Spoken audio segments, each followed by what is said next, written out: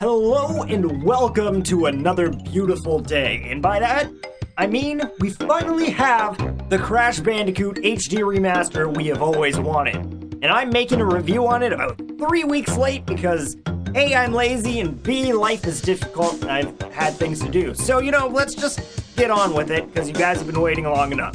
Crash Bandicoot, the Sane Trilogy, is a glorious creation by the beautiful people over at Vicarious Visions, who created an HD remaster of the first 3 Crash games for us to enjoy. But they aren't exactly perfect recreations, so we'll get to that in a bit. Until then, let's start talking about the game.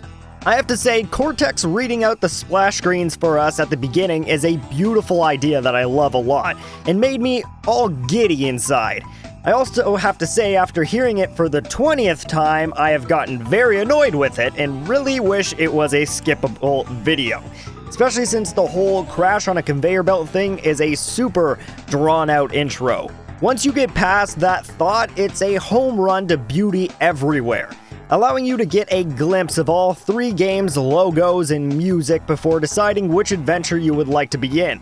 And I think it will be best if we go on our own adventure in order from Crash 1 to Crash 3, since it only makes sense. Now, Crash Bandicoot 1 hasn't aged well, and that's something a lot of people already know, but Vicarious Vision did their best to help make the game a bit better and more accessible for other people to play. The most noticeable thing being how gems work. In the original game, you would have to beat a level and get all the boxes without dying to get the gem, unlike later games.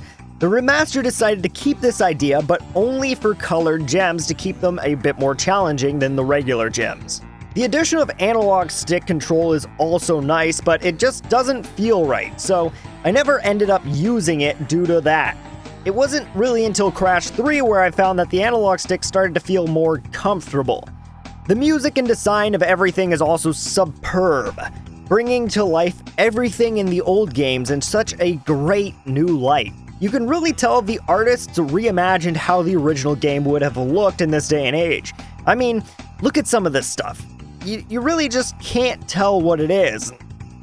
Some artists had to take that and make it look like an actual object, and for the most part, it's pretty believable. The addition of Coco to Crash Bandicoot is also a great idea. I mean, I don't play as her at all because I like Crash too much, but for others, it's all they play. Her animations are really interesting too, but I don't understand why she is always walking around with a laptop. Seems like more of an annoyance than anything, but I don't know. I guess it's part of her personality or something. The thing I like the most, though, is her dancing animation. It's almost like she's just trying to make fun of Crash Bandicoot's dance in her own way.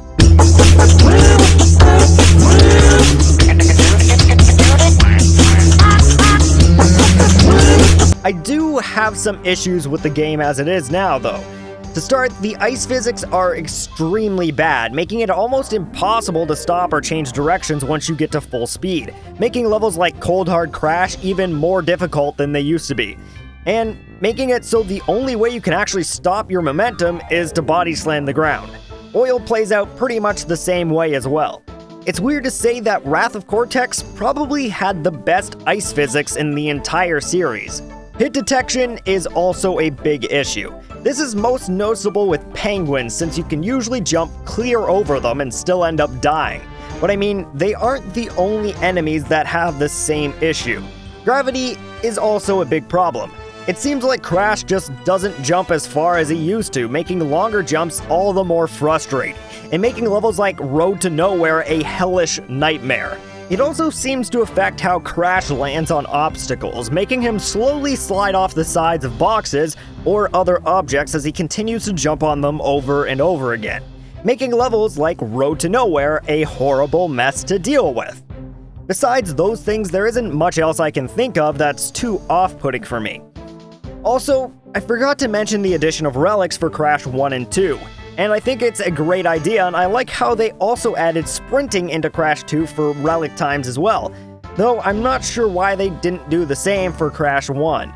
And with that, I'm happy to say we finally have a Crash Bandicoot remaster that we've always wanted, and that was fantastic. Now I just hope that the amazing success that Crash has had will spark some joy and maybe get us a Spyro remaster. Because that's what I really want. Spyro 1, 2, and 3.